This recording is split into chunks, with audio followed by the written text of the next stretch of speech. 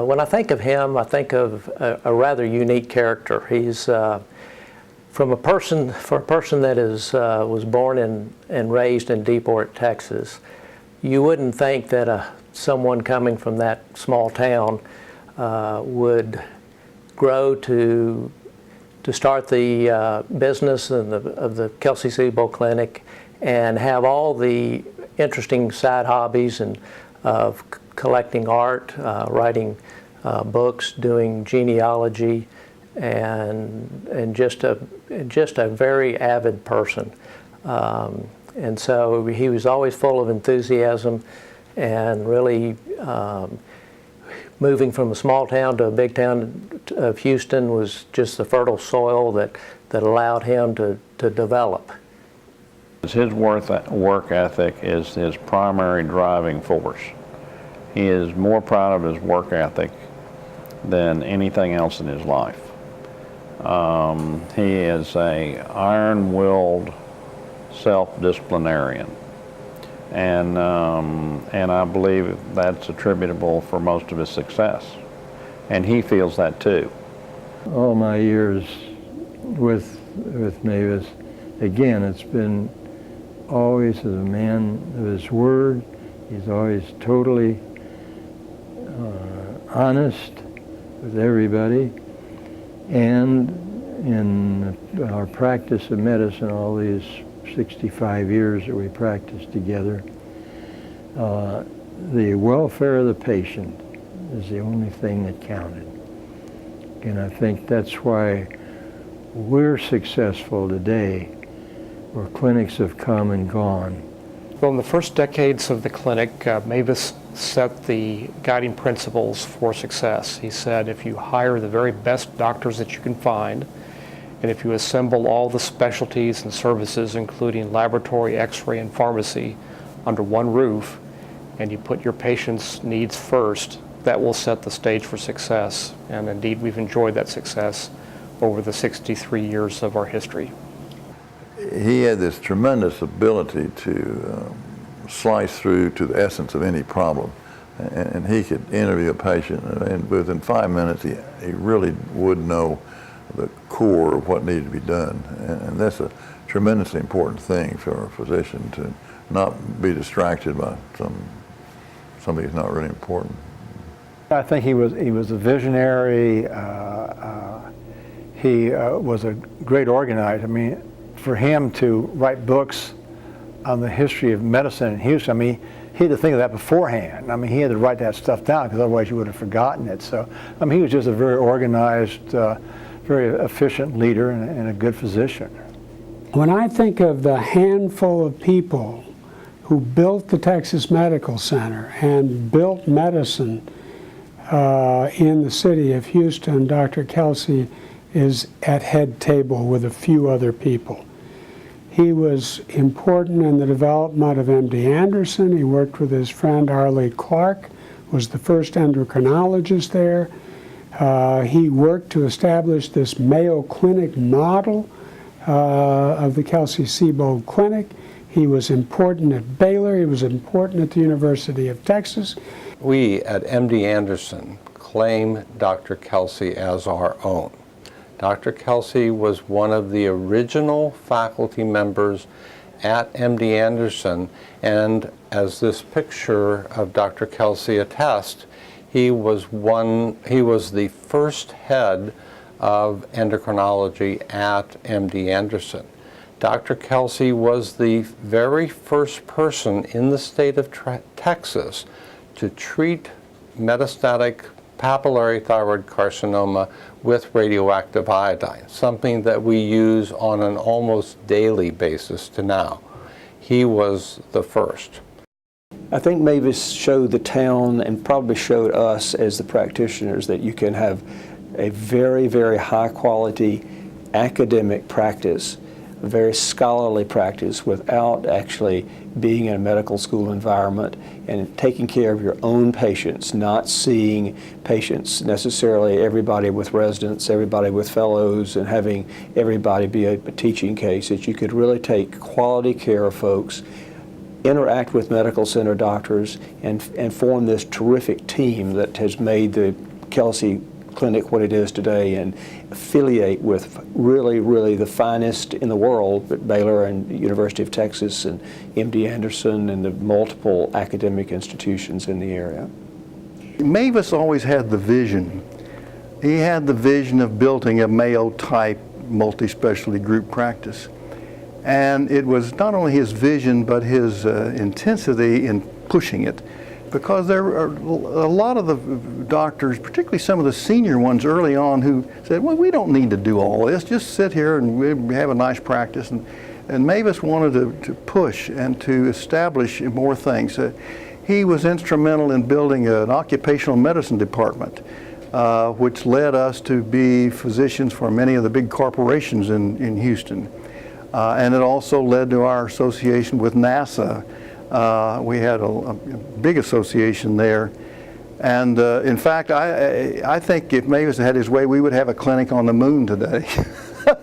To me, the main feature is this very active, inquisitive mind, interested in everything.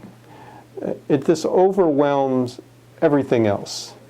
He is interested in life, he's interested in the arts, he's interested in Texas, he's interested in people. This all makes him a fantastic physician and just a marvelous person as well. I think one of his most admirable qualities is he has such a deep respect for all people, and he really makes sure he treats people right. And I think, as the founder of the clinic more than 60 years ago, that must have infused the culture of our clinic today. So we should also be grateful for that as well.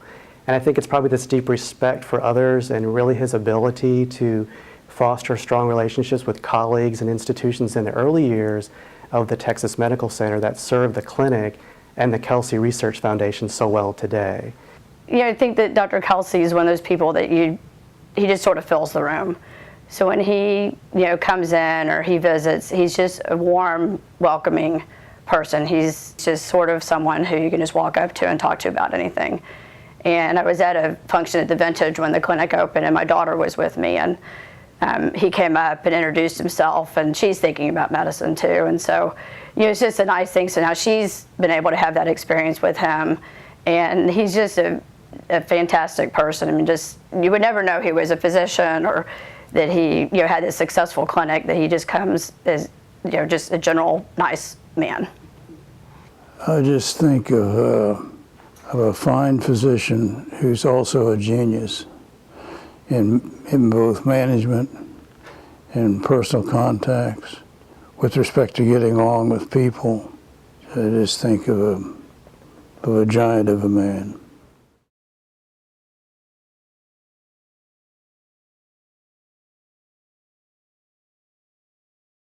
Well, in the recent years, Mavis and I had lunch together every month or so, and he had been ill with the flu or something, and so it was my first time to bring him lunch. And he said, for Pete's sake, bring me some of those baby lamb chops, but no chicken soup. Then my cook thinks that if you have the flu, all you can eat is chicken soup, and I'm sick of it. I said, but don't tell her, it'll hurt her feelings. I think about the second or third year I was down in Houston, my parents came down and visit us. And Mavis and Mary invited us there for Christmas dinner. So my parents went, my three kids went, and of course my wife Barbara and I went. And it was just very lovely for him to do that. And I can still remember my kids now who are about 10, 7, and 4. They're out there swimming in Mavis's pool on Christmas Day. So it's very nice. He's very kind to do that. He didn't really have to do that. I've been fortunate to spend a lot of time with Mavis over the years, and I think he really has a great sense of humor and a great wit. And it's really wonderful after he shares a story to hear his hearty and infectious laugh. And he's also a great conversationalist and a listener, so when you're with him, he is so genuinely interested in your life. And this is so inspiring. His joy for life and his caring and compassionate attitude is just a blessing to all of us here in Houston. It's interesting when Dr. Kelsey comes to your house. He will check out your library. He will look at books to see what you're reading, and then will try to see if there's something he can, it's something that might interest him. I don't think I see that usually in most of our guests.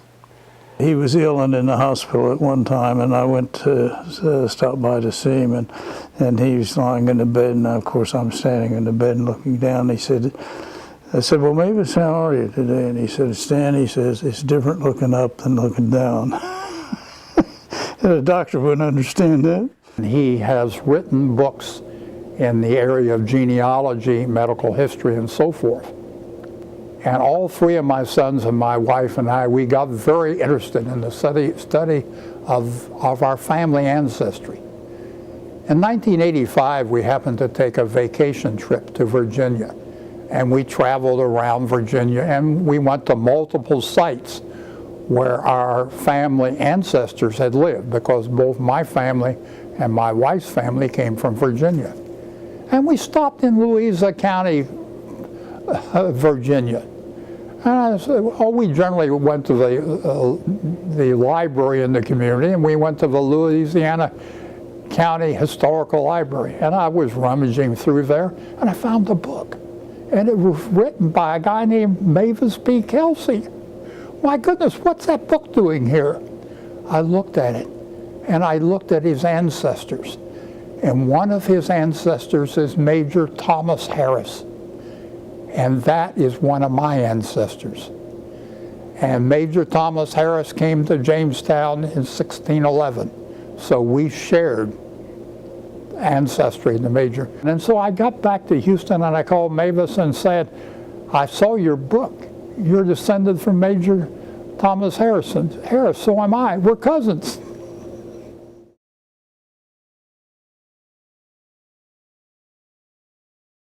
His legacy is not just one of building the clinic, it's a legacy of being probably what you would most likely call a Renaissance man. I mean, he had so many different interests, and when he took on a particular interest, like, for example, genealogy, he wrote 7 books on genealogy, and the last book was 704 pages long. So he would trace everybody back. He just loved the courthouses, and everything he pursued with a passion.